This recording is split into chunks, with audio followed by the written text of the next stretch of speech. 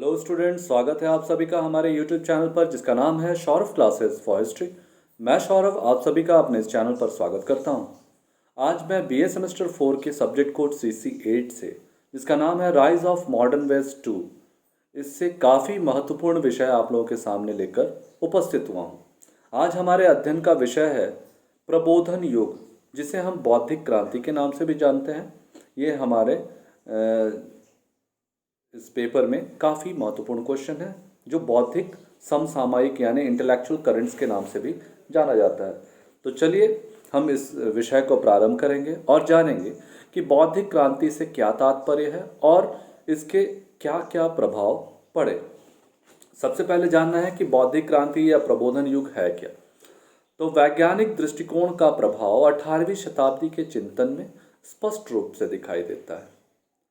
18वीं शताब्दी में यूरोप में वैचारिक स्तर पर नए युग का सूत्रपात हुआ, जो धर्मनिरपेक्षता, अनुभूति मूलक ज्ञान, अनुभूति मूलक यानी जिसको आप महसूस कर सकते हैं, तो वैसे ज्ञान जिसे आप खुद से समझकर अनुभूति कर सकते हैं, यांत्रिक ब्रह्मांड, मनुष्य की अच्छाई, प्रकृति की अच्छाई, देववाद आदि पर आधारित था और इसे सम्मिलित रूप से प्रबोधन या बौद्धिक क्रांति की संज्ञा दी गई है।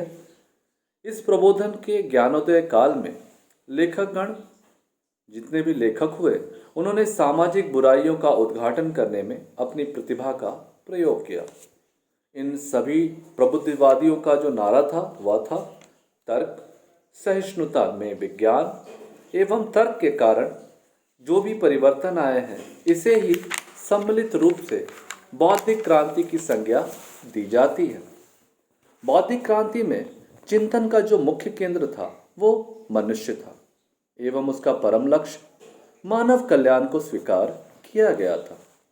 इस युग में बौद्धिक आंदोलन ने मध्य युग की परंपराओं का तिरस्कार किया। अब प्रत्येक विषय की वास्तविकता को समझने का प्रयास किया गया और उसे विज्ञान तथा बुद्धि की कसौटी पर परखा जाने लगा। इसके प्रवर्तक अपने पूर्ववर्ती वैज्ञानिक प्रगति से काफी प्रभावित थे, अतः उन्होंने किसी एक ही विषय अथवा दिशा की ओर कदम ना बढ़ाकर विभिन्न विषयों की सत्यता एवं उपयोगिता की समालोचनात्मक दृष्टि डाली।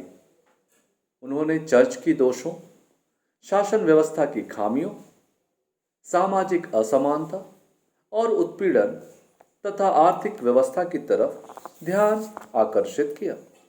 सामंतवादी समाज, रूढ़िवादी धर्म और निरंकुशता राजतंत्र को ठुकरा दिया गया। विभिन्न क्षेत्रों में जो नए विचार इस युग में विकसित हो रहे थे, उनमें विभिन्नताओं के बावजूद कुछ सामान्य प्रवृत्तियां भी देखी जाती हैं। नए विचारक मानते थे कि विश्व एक मशीन के समान है जो कतिपय प्राकृतिक नियमों के अनुसार कार्य करती है। अर्थात उन्होंने विश्व को एक मशीन बताया जो एक नियम से चलती है, जो प्राकृतिक नियमों के द्वारा संचालित होती है। उन्होंने यह कहा कि एक बार प्रकृति का निर्माण हो जाने के बाद कोई अज्ञात सत्ता उसके नियमों का संचालन नहीं करती, बल्कि उसका संचालन प्राकृतिक नियमों से होता है जो शाश्वत है और अपरिवर्तनीय है। मनुष्य का हित इसी में है कि वे इन नियमों का अतिक्रमण ना करे। बुद्धि और तर्क द्वारा प्राकृतिक नियमों का परिज्ञान प्राप्त किया जा सकता है। सब मनुष्य एक समान उत्पन्न होते हैं। इसमें जो विषमताएं पाई जाती हैं उसका महत्वपूर्ण कारण शिक्षा एवं उन्नति के समान अवसर ना मिल पाना होता है। इस युग में विचारों, संस्थाओं तथा पद्धतियों का अत्यधिक सूक्ष्म ढंग से परीक्षण किया गया। इस युग में साहित्य ने तात्कालीन समाज को जागृत करने में अपूर्व योगदान दिया। इस युग के साहित्य की विशेषता के बारे में इतिहासकार लिखते हैं कि साहित्य में चमक थी, आवेश था, व्यंग था, किंतु साथ ही साथ इस बात का अपरिमित विश्वास था कि मनुष्य और उसकी संस्थाओं में पूर्ण होने की असीम शक्ति विद्यमान है। प्रबोधन आंदोलन ने 18वीं सदी में फ्रांस में बहुत ही स्पष्ट और सशक्त भूमिका का निर्वहन किया। पश्चिमी यूरोप, विशेषकर फ्रांस और स्कॉटलैंड में विचारकों को सामूहिक रूप से फिलाजाइस के नाम से भी जाना जाता है। फिलाजाइस जो विद्वानों के मंडली को कहा जाता है। इस काल में अधिकांश प्रवर्तक या तो फ्रांसीसी थे या फ्रांसीसी विचारों से प्रभावित थे। अब हम कुछ महत्वपूर्ण विचारकों का आपके सामने वर्णन करेंगे, जिनमें Montesquieu, Voltaire, Adam Smith, Rousseau आदि मुख्य रूप से माने जाते हैं। तो सबसे पहले हम मॉन्टेस्क्यू के बारे में जानेंगे। मॉन्टेस्क्यू फ्रांस का एक प्रसिद्ध विचारक थे। उसकी प्रथम प्रसिद्ध रचना का नाम था पर्शियन लेटर्स। इसमें उन्होंने व्यंग्यात्मक शैली में समाज के विभिन्न पक्षों को उजागर किया।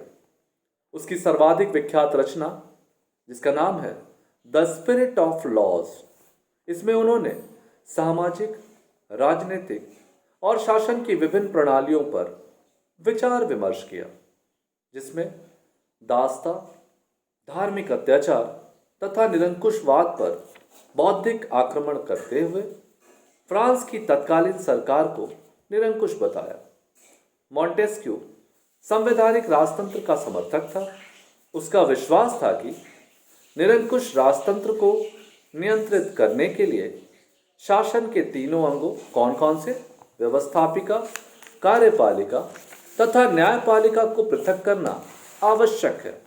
इस प्रकार उसने अपनी पुस्तक सेपरेशन ऑफ पावर का भी प्रतिपादन किया, जिसे अमेरिका के संविधान में स्वीकार किया गया और फ्रांस की क्रांति में इसके सिद्धांतों को संवैधानिक स्वरूप प्रदान किया गया। चलिए, मॉन्टेस्क्यू को जानने के बाद अब हम वॉल्टेयर के बारे में जानेंगे। वॉल्टेयर भी एक फ्रांसीसी लेखक थे और साथ ही साथ वह एक महान कवि, दार्शनिक, नाटककार, आलोचक, पत्रकार और व्यंग्यकार थे। उसके सबसे अधिक तीक्ष्ण प्रहार चर्च के विचारों और कार्यों के विरुद्ध हुए। राजनीति में वह ना उदार था और ना लोकतंत्रवादी, पर वह चाहते थे कि फ्रेडरिक महान के ईमानदार और स्वच्छंद शासन का अनुकरण किया जाए। वॉल्टेयर मनुष्य की वैयक्तिक स्वतंत्रता एवं प्राकृतिक अधिकारों का प्रबल पोषक थे। वॉल्टेयर संवैधानिक राजतंत्र के पोषक थे। वह विधियों के निर्माण में शासितों के हितों का ध्यान रखने के हिमायती थे। लोगों को बुद्धिवाद और नए विचारों की तरफ झुकाने में वॉल्टेयर की रचनाओं का भारी योगदान रहा। यद्यपि वॉल्टेयर पुरानी व्यवस्थाओं के राजनीतिक रूपों पर प्रहार नहीं किया, परंतु सत्ता, परंपरा, रूढ़िवादी विचारों जिस पर वे टिके हुए थे, आक्रमण करके उसकी नींव तक हिला दी थी। वॉल्टेयर के सभी गुण तथा उसकी सभी विशेषताएं इतिहासकार ग्रांट और टेम्पले की इन पंक्तियों से दृष्टिगोचर होती है, जिसमें उन्होंने कहा है कि सभी दार्शनिकों में वे सबसे अधिक प्रसिद्ध और सबसे ज़्यादा पढ़े जाने वाले व्यक्ति थे। उसके विचार न तो गहराई में गए, न ही यूरोपीय चिंतन में। उसने कई मौलिक एवं महत्वपूर्ण योगदान दिया। इस प्रकार के कुछ विचार ग्रांट और टेम्पले जैसे विद्वानों ने दिया है वॉल्टेयर के विषय में। वॉल्टेयर के पश्चात हमारे अगले जो महत्वपूर्ण विद्वान हैं, जिनका नाम है रूसो। रूसो के बारे में जानेंगे। जीन जैकस रूसो फ्रांस का सर्वाधिक प्रबुद्ध दार्शनिक थे। इनके अनुसार भौतिक सुखों की प्राप्ति प्रगति नहीं है। वास्तविक प्रगति का संबंध नैतिक विकास से होता है। आधुनिक समाज में नैतिकता के स्थान पर असमानता, भ्रष्टाचार और द्वेष का विकास हुआ है। अतः वह समय दूर नहीं है जब भयानक स्थिति उत्पन्न होगी। ऐसे विचार रूसो के थे। रूसो ने संभवतः क्रांति की संभावना से लोगों को अवगत कराया। उनके सामाजिक संगठन में एक क्रांतिकारी परिवर्तन का समर्थन किया गया। रूसो आर्थिक विषमता के घोर विरोधी थे। उनका मानना था कि कोई मनुष्य इतना धनी नहीं होना चाहिए कि वह दूसरे को खरीद ले, और कोई मनुष्य इतना निर्धन भी नहीं होना चाहिए कि वह अपने आप को ही बेच दे। इस तरह के विचार रूसो के थे। रूसो के विचार में राज्य का जन्म, सत्ता तथा उन लोगों के बीच एक इकरारनामा था। इकरारनामा का मतलब कॉन्ट्रैक्ट, जिन्होंने इसका निर्माण किया है। इस तरह राजा जनता का प्रतिनिधि है। उसने कहा कि जैसे ही जनता के प्रतिनिधि स्वतंत्रता, समानता और भ्रातृत्व, जिसको हम फ्रेटर्निटी भी कहते हैं, की भाव में हस्तक्षेप करने लगे, जनता को यह अधिकार प्राप्त होता है कि वे उन्हें बदल दे। रूसो ने निरंकुश राजतंत्र पर भीषण प्रहार किया तथा जनतंत्र को ही शासन प्रणाली का आदर्श रूप माना है। रूसो के बाद अब हम एक अन्य विद्वान एडम स्मिथ की चर्चा करेंगे। एडम स्मिथ जो थे, एक स्कॉटिश अर्थशास्त्री थे। स्कॉटलैंड के रहने वाले थे, स्कॉटिश अर्थशास्त्री थे, इकोनॉमिस्ट। उन्होंने किसी भी राष्ट्र के लिए व्यवसाय की स्वतंत्रता पर जोर दिया। उन्होंने कहा है कि व्यवसायियों को भी कोई भी धंधा करने की छूट देनी चाहिए और मजदूरों को कोई भी नौकरी करने की। मूल्य और गुणवत्ता का निर्णय व्यवसायों में प्रतियोगिता द्वारा होनी चाहिए, ना कि सरकारी नियमों के द्वारा। उनकी पुस्तक वेल्थ ऑफ नेशन में इसी सार तत्व को बताया गया है। उसकी अहस्तक्षेप की नीति 18वीं सदी के व्यवसायों में काफी लोकप्रिय हुई। व्यवसाय पर लगे सरकार के नियंत्रण से मुक्त होने की व्यवसायियों की इच्छा अमेरिका और फ्रांस दोनों ही क्रांति की महत्वपूर्ण कारक मानी जाती है। इस प्रकार हमने देखा कि बौद्धिक क्रांति या प्रबोधन युग जो था 18वीं शताब्दी में यूरोप में किस प्रकार शुरू हुआ, और इसके कई प्रखर विद्वानों ने इसकी पुष्टि की, जिसमें मॉन्टेस्क्यू, वॉल्टेयर, रूसो और एडम स्मिथ का नाम सर्वोच्च है। अब हम इसके प्रभावों को देखेंगे। तो 18वीं सदी में अनेक ऐसे शासक हुए जिन्होंने अपने देश की राजनीतिक, आर्थिक और सामाजिक व्यवस्था को नए विचारों के अनुरूप ढालने की कोशिश की। निरंकुश, स्वेच्छाचारी एवं दमनशील राजस्व की जगह उदार, लोकहितवादी, प्रबुद्ध व सर्वसाधारण के कल्याण हेतु राजस्व की स्थापना की गई। प्रबोधन का प्रभाव जनसाधारण पर भी उल्लेखनीय रहा।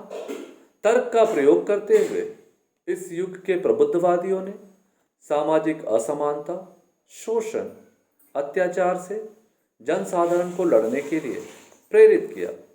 इस युग में यूरोपीय राज्य स्वेच्छाचारी और निरंकुश थे, पर वे जागृति की नई लहर से सर्वथा अछूते बने रहे। यह संभव नहीं था। प्रबोधन का प्रभाव प्रशासनिक सुधारों के रूप में देखा जा सकता है। इन सुधारों के अंतर्गत शासन का कार्य अधीनस्थ शाखाओं में स्पष्ट रूप से विभाजित कर दिए गए हैं। कानूनी प्रणाली में एकरूपता लाने के लिए कानून की संहिता कर प्रणाली में न्याय संगत संशोधन में प्रबोधन के प्रभाव को देखा जा सकता है। रूस की साम्राज्ञी, जो वहाँ की सम्राट की पत्नी थी, जो उन्होंने शासन किया, कैथराइन ने नए युग की प्रवृत्तियों से प्रभावित होकर अपने देश के शासन में महत्वपूर्ण सुधार किए। फ्रांस के प्रगतिशील विचारकों के साथ उसका घनिष्ठ संबंध था। चर्च की संपत्ति जब्त कर ली गई। इस संपत्ति का उपयोग विद्यालयों की स्थापना तथा शिक्षा प्रसार के लिए किया गया। उसने राष्ट्रीय सभा का निर्माण किया, जिसमें जनता के विभिन्न वर्गों का प्रतिनिधित्व प्राप्त था। उसका मत था कि राज्य की सत्ता शासक के लिए नहीं होती, अपितु शासक की सत्ता राज्य के लिए होती है। इसके बावजूद उसने निरंकुशता का शासन का आधार बनाए रखा था। ऑस्ट्रिया के सम्राट जोसेफ द्वितीय की गणना प्रबोध शासकों में प्रथम स्थान पर की जाती है। उसने दर्शन का गहन अध्ययन किया था। वह तर्कपूर्ण सिद्धांतों के आधार पर अपने साम्राज्य तथा शासन का पुनर्निर्माण करना चाहता था। रोम के चर्च का वर्चस्व समाप्त करने के लिए उसने घोषणा की कि पोप को कोई भी आदेश तब तक ऑस्ट्रिया में ना प्रसारित किया जाए जब तक इसके लिए सम्राट से अनुमति प्राप्त नहीं होती है। यूरोप में पहली बार यहूदियों को भी कैथोलिकों के समान अधिकार प्रदान किए गए। सरकार ने चर्च और धर्म संघों की भूमि पर कर लगाए। जनहित में सुधार के क्षेत्र में सम्राट ने अर्धदासों को स्वतंत्र करने का आदेश दिया। न्याय व्यवस्था कम खर्चीली और सरल बनाई गई। उसने पूरे साम्राज्य को एक राष्ट्र बनाने की असफल कोशिश की। उसकी नीतियों को समर्थन नहीं मिला। मरने से पहले उसने अपने पहले के अधिकांश आदेश को समाप्त करने की आज्ञा दे दी। प्रबोधन का प्रभाव धर्म एवं अध्यात्म के क्षेत्र में भी काफी परिलक्षित होता है। नए विचारों के कारण मनुष्य की धार्मिक परंपरागत विचारों के प्रति आस्था कम होने लगी। यूरोप के अनेक विचारक चर्च के विश्वासों और मान्यताओं के विरुद्ध खुले तौर पर आक्षेप करने लगे। यह कहा जाने लगा कि वास्तविक धर्म क्या है, इसका निर्धारण भी तर्क द्वारा किया जाने लगा। इस समय यूरोप में अनेक ऐसे विचारक भी हुए जो न केवल धर्म विरोधी थे अपितु ईश्वर की सत्ता पर संदेह प्रकट करते थे। प्रमाणवाद के विरुद्ध जो लहर इस युग में फैल रही थी, उसका परिणाम था कि वास्तविकवाद का भी विचार यूरोप में प्रबल होने लगे थे। हमें यह स्मरणीय है कि बुद्धि स्वतंत्र की इस धारा को केवल शिक्षित वर्ग ही समझ सका था। सर्वसाधारण जनता अब भी ईसाई धर्म और चर्च के प्रति आगाध श्रद्धा रखती थी। प्रबोधन का प्रभाव जनसाधारण पर उल्लेखनीय रहा। इस युग के प्रबुद्धवादियों ने सामाजिक समानता, शोषण और अत्याचार से जनसाधारण को लड़ने की प्रेरणा दी। यह माना जाता है कि फ्रांस की क्रांति की पृष्ठभूमि प्रबुद्धवादियों ने ही तैयार की थी। यह माना जाता है कि मजहबी उदारता की विजय तथा बुद्धिवाद का विकास 18वीं सदी में हुआ। उद्योगों और मशीनों के प्रचार के साथ धर्म की तरफ के लोग लापरवाह हो गए। प्रबोधन युग या बौद्धिक युग के विचारकों ने सारे चर्च को दरकिनार कर दिया। धर्म के प्रति सहिष्णुता या उदासीनता अब प्रगति का प्रतीक बन गई। दार्शनिकों ने समाज, विश्व इतिहास, मानव नियमों के बारे में ऐसे सिद्धांत प्रस्तुत किए जिससे ईसाई व्याख्याओं की कोई भूमिका नहीं थी। इस प्रकार हमारा यह विषय यहाँ समाप्त होता है। हम उम्मीद करते हैं कि आपको यह विषय सहजता से समझ आ गया होगा। यदि आपको कोई सवाल हो तो आप हमें कमेंट में सवाल लिखकर भेजें। मैं उनका शीघ्रातिशीघ्र जवाब देने का प्रयत्न करूंगा। तो आज के लिए बस इतना ही। हम कल फिर मिलेंगे एक नए क्लास के साथ, एक नए विषय के साथ। तब तक के लिए धन्यवाद।